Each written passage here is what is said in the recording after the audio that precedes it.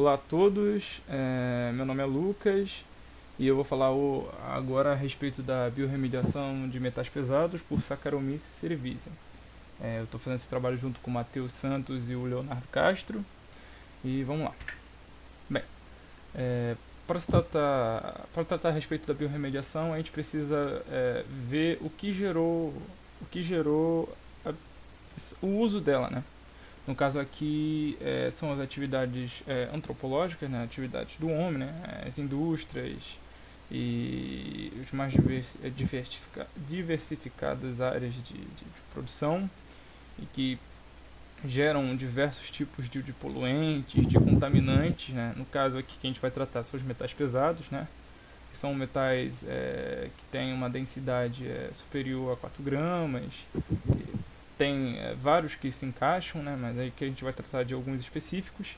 E quando esses metais entram em contato, né, com afluentes, com o solo, ele acaba gerando efeitos nocivos ali para a fauna e para a flora local. E se você for pensar a longo prazo, também, né, para as próprias pessoas, né, porque a gente pode acabar ingerindo determinadas plantas, determinados peixes que entram em contato com esses metais pesados, né. Ou seja, isso tudo gera um grande problema ambiental, e não só ambiental, também um problema social, né? Que é você polui, você deteriora ali a fauna e a flora local e também acaba gerando impactos para si mesmo, né? Gerando alimentos contaminados que geram determinadas doenças na população. E pensando nisso tudo, né, a indústria ela trabalha, né, para poder tratar esses afluentes, só que os métodos que elas usam, né, que é através de osmose reversa, através de uma precipitação, né, precipitação, entre outros métodos que você usa, você pode prevenir isso. Só que o uso dessas tecnologias, né, dessas formas de tratar os resíduos dessas indústrias, nem sempre são 100% eficazes. Ele acaba gerando problemas secundários. E aí sendo muitas vezes questionável e também muitas vezes caro a utilização desses métodos. Então aí surge não, a biorremediação se mostra uma proposta para a solução desse problema muito, muito atrativa, né? Devido ao fato dela ser barata, dela ter menos impacto, né? Basicamente você vai estar trabalhando com seres vivos, ou seja, o impacto que eles causam ali naquele ambiente é mínimo, muito pouco. E em especial aqui, né, falando sobre a bioacumulação, né, que é a capacidade de algum organismo, seja ele microscópico, seja ele uma planta, de acumular aquele poluente, no caso, né, os metais pesados, ele acumula dentro de si esse metal. E mais específico ainda, a gente está falando da Saccharomyces cerevisiae, né, que é uma levedura muito utilizada na indústria de bebidas fermentadas, né, cerveja, vinho, hidromel, etc. E o estudo ele vem levantar esse questionamento na utilização dessas leveduras e também na utilização delas para a remediação. E como a gente pode ver aqui, pode utilizar ela viva ou morta, né? O estudo trabalha avaliando a capacidade de bioacumulação dela em células vivas e em células mortas. E isso é interessante porque a gente vai ver mais para frente que em células mortas também tem um bom resultado, né? E aí você consegue o resíduo da indústria de bebida fermentada pode acabar sendo a solução para os resíduos das outras de agricultura, de indústria metalúrgica e outras indústrias que acabam jogando esse afluente e não sabendo como lidar com esses metais pesados, né? Você acaba unindo o útil ao agradável, né? Lidando com dois resíduos e no final tendo um bom resultado. E a gente pode ver que elas apresentam taxas muito significativas de remoção para metais pesados importantes como o cobre, o níquel e o zinco, né? E isso é bem interessante.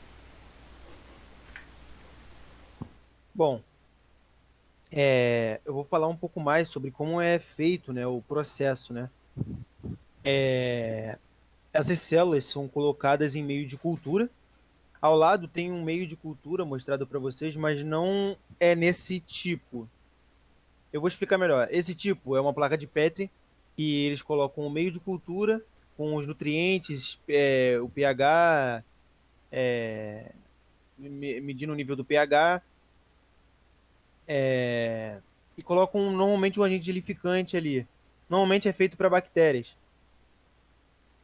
A Saccharomyces cerevisiae, ela vai ficar nos Erlenmeyer, que são esses tubinhos que estão ao lado da foto, e vão ficar sob agitação.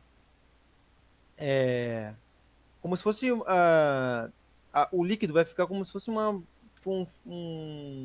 formar, enfim, vai ficar uma agitação, eu esqueci como é que fala. Agitação planetária, eu não sei como é que diz. É uma agitação circular, né? Então, elas são extraídas, essas bactérias são extraídas por centrifugação e depois de centrifugadas, as células são colocadas no meio, né, como eu disse. É necessário manter as condições ideais para bactéria não, perdão, gente, para levedura, né? Como os nutrientes necessários para ela, o pH, a temperatura, e vai colocar também ali no meio o metal, né? No estudo em caso, mas como você for biorremediar, você vai colocar ela no ambiente. E ela vai ser mantida. E foram feitos dois cronogramas, né? Dois métodos, né? Colocando ela por gestação sobre 24 horas e 48 horas a 150 RPM, que são rotações por minuto. As que ficaram a 24 horas não apresentaram resultados bons, sabe? Elas não acumularam bastante. Ou apresentaram uma biorremediação efetiva para se quantificar. Mas as de 48 horas apresentaram um resultado bastante plausível assim para a área de biorremediação e capaz de serem utilizadas em locais que de fato são afetados pelos metais pesados, né, devido a poluições, como o Lucas disse. Pode passar, por favor. Bom, aqui eu vou mostrar um pouco mais sobre os resultados apresentados no artigo, né? Eles foram observados a quantidade de metais presentes nas bactérias vivas ou mortas foram apresentados por espectroscopia atômica de absorção. E eles ditaram que são, são divididos em duas fases, né? A primeira fase, como vocês veem no gráfico, é uma fase de concentração superficial. Então é uma fase muito rápida, por isso que vocês conseguem ver um aumento muito acentuado, né? Nos primeiros minutos. Posteriormente, a bactéria vai fazer a sua bioacumulação. A concentração superficial vai ser tanto em células mortas ou em células vivas. Mas a bioacumulação só vai acontecer em células vivas, né? No caso. Foi mal. Porque vai fazer parte do seu metabolismo celular. Então,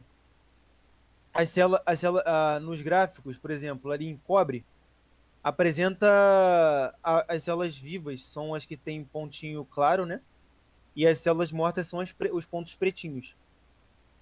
Vocês observam que no cobre não tem muita diferença, né? Mas as células mortas se apresentam melhores devido à sua concentração superficial ser bastante alta e se manter ali, né?